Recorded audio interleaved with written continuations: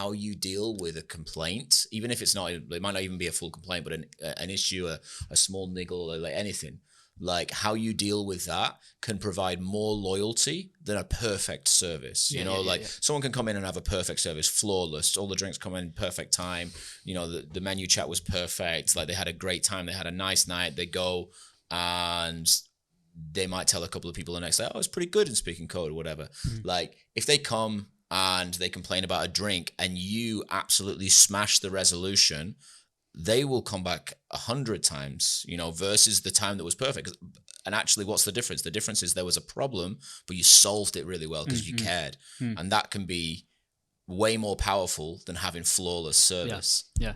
Well, I have some views on this. I have some big views on this. And I think over the last couple of days, I think I've had some really interesting conversations with some local bartenders about this as well, because it's all about conditioning in hospitality, right? And I think for the most part in hospitality, you're conditioned to yes sir, no sir, guest is always right, and I'm even at times be an apologist, right?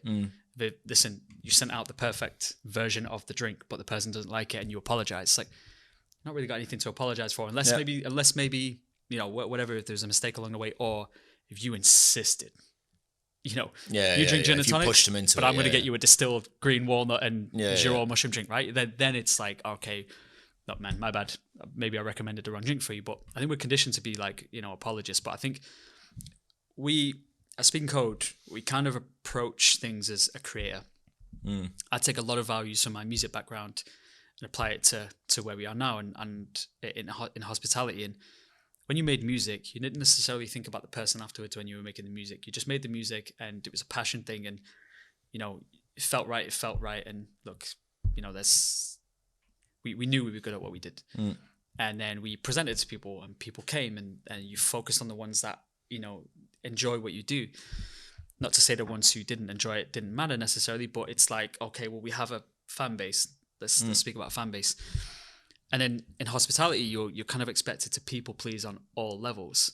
And I think from us approaching our work as creators, we can be a little bit more open and honest at tables and more transparent about things.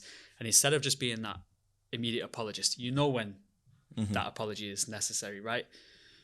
But I think you're conditioned to almost be an apologist in almost any scenario of like an issue. But actually, when you have this, like, listen, let's talk.